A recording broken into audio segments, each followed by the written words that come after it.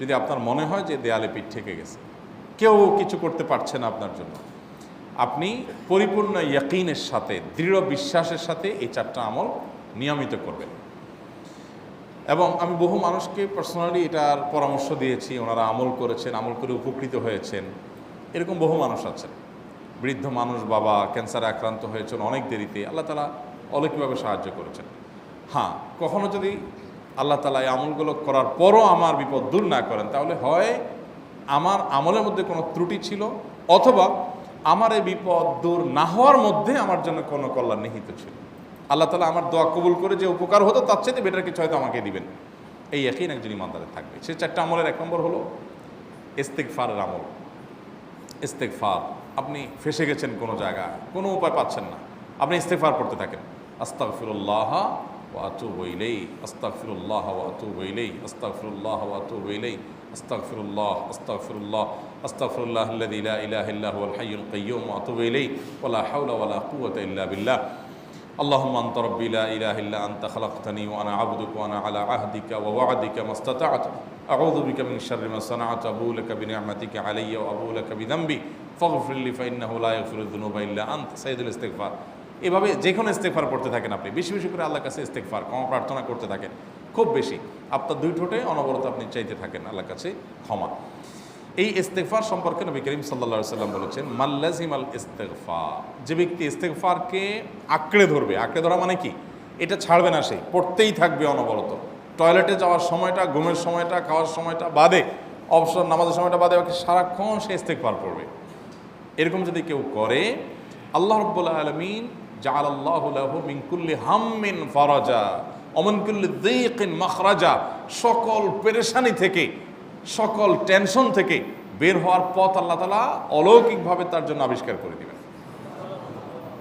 এবং আমি আমার জীবনে যেটা বলেছিলাম, বিস্তারিত বলতে চাই না, এরকম পরিস্থিতি আসছে যে চোখের সামনে কোনো আপাতত রক্ষার কোনো পথ আর খোলা নেই, এমন ভয়াবহ বিপদ।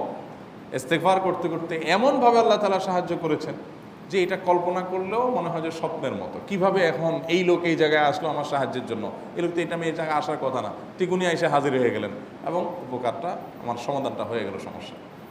তো আলহামদুলিল্লাহ, বহুবার আমি পরীক্ষা করেছি, আর আমার পরীক্ষার 2 পয়সার দাম নাই। হাদিসে বলা আছে, গ্যারান্টি দেওয়া আছে, আমার পরীক্ষা করলেই কি না করলেই কি। তাহলে একটা আমল হলো কি, ইস্তেগফার। সব সময়ের জন্য এটা কন্টিনিউয়াস করবেন, আর এমনিও অবসর সময় ইস্তেগফার করবেন। আরবদের মধ্যে সৌন্দর্য আছে, তারা বিভিন্ন ডাক্তারের ওয়েটিং রুমে বা বিভিন্ন জায়গায় মানুষ যেখানে অপেক্ষা করে পাবলিক প্লেসগুলোতে লিখে রাখে ইস্তেগফার করুন। আপনার হাইওয়েগুলোর পাশে লেখা থাকে ইস্তেগফার করুন, এবং তারা আসলে একটু পরপর দেখা যায় ইস্তেগফার করে। ভালো মন্দ গুণ সবার মধ্যে আছে, তাদের এই ভালো গুণটা আছে, ইস্তেগফার বেশি বেশি করা। আমরা ইস্তেগফার সচরাচর এইভাবে অনবরত অবসর সময় করার অভ্যাস অনেকের মধ্যেই নাই। আমরা এটা চালু করবো ইনশাআল্লাহ। বিশেষ করে যখন কোনো সমস্যা হবে তখন ইস্তেগফার চলতে থাকবে মুখে অনবরত, ধীরে ধীরে মহব্বতের সাথে নিজেকে, নিজের পাপ অপরাধগুলোর কথা স্মরণ করে আল্লাহর কাছে মাফ চাইতে থাকবো, পেরেশানি দূর হবে ইনশাআল্লাহ। 1 নাম্বার 2, দুরুদ। নবী করিম সাল্লাল্লাহু আলাইহি সাল্লামের প্রতি দুরুদ পাঠ করা, এটা যদি আপনি নিয়মিত করতে থাকেন মহব্বতের সাথে, আল্লাহুম্মা সাল্লি আলা মুহাম্মদ ওয়া আলা আলি মুহাম্মদ কামা সাল্লাইতা আলা ইব্রাহিম ওয়া আলা আলি ইব্রাহিম ইন্নাকা হামিদুম মাজিদ, আল্লাহুম্মা বারিক আলা মুহাম্মদ ওয়া আলা আলি মুহাম্মদ কামা বারাকতা আলা ইব্রাহিম ওয়া আলা আলি ইব্রাহিম ইন্নাকা হামিদুম মাজিদ। আপনি একবার ছোট দুরূদ যদি পড়েন, সাল্লাল্লাহু আলাইহি ওয়াসাল্লাম, সাল্লাল্লাহু আলাইহি ওয়াসাল্লাম, আল্লাহুম্মা সাল্লি আলা মুহাম্মদ ওয়া আলা আলি মুহাম্মদ, শুধু এইটুকু পড়েন। জাযাল্লাহু আন্না মুহাম্মাদাম মা হুয়া আহলু, শুধু এইটুকু পড়েন। আপনি এইভাবে যেই কোনো দুরূদ নবী করিম সাল্লাল্লাহু আলাইহি ওয়াসাল্লামের প্রতি যদি পড়েন এবং পড়তে থাকেন অনবরত, ইস্তেগফারের পাশাপাশি দুরূদটা, দুরূদের ক্ষেত্রে নবী করিম সাল্লাল্লাহু আলাইহি ওয়াসাল্লাম বলেছেন যে এইটা তোমার জন্য যথেষ্ট হয়ে যাবে। তুমি যদি আল্লাহর কাছে আর কোনো দোয়া করতে না পারো, শুধু দুরূদটা পড়ো, তোমার সব পেয়ে যাবে, কিচ্ছু লাগবে না। এক সাহাবী বলছেন, রাসূলুল্লাহ, আমার দোয়ার মধ্যে দুরূদ কত পার্সেন্ট রাখবো? আমি তো আমার অনেক কিছু আল্লাহর কাছে চাইবো, দুরূদ মানে তো নবীজির জন্য দোয়া, মানে আমার জন্য তো আমি দোয়া করবো, আপনার জন্য দোয়া কত পার্সেন্ট করবো? 1/3, 1/4, তারপরে হাফ, এবার বিভিন্ন পার্সেন্টেজ বলছিলেন তিনি। নবী করিম সাল্লাল্লাহু আলাইহি ওয়াসাল্লাম বলেছেন যে হ্যাঁ, এর বেশি করতে পারলে আরও ভালো, আরও ভালো।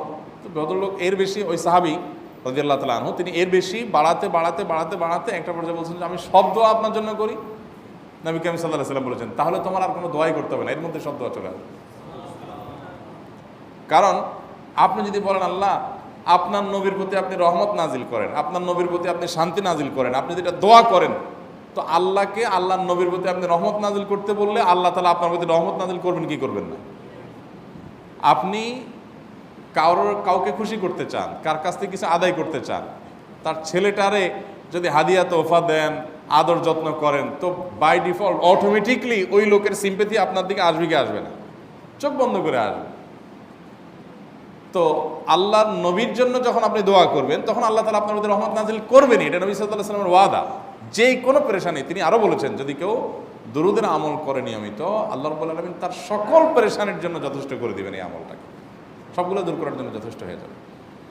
এই দুরূদের আমলটা আমি দেখেছি সুবহানাল্লাহ গুলির মতো কাজ করে। আজকের ঘটনা, এক ভদ্রলোক সকালে একটা টেলিভিশন চ্যানেলে, বেসরকারি চ্যানেলে প্রোগ্রাম শেষ করে নামছিলাম লিফটে, তো উপস্থাপক উনি বলছিলেন যে ভাই মানে দুরূদের আমল পড়ে আমি কিছুদিন আগে একটা মানে এমন একটা অবস্থা যে এইটা থেকে বের হওয়ার কোনো পথ আর নাই, শুরু করলাম দুরূদ অনবরত, এরপরে আল্লাহ তাআলা আমাকে এমনভাবে উদ্ধার করলেন আমি কল্পনা করতে পারিনি।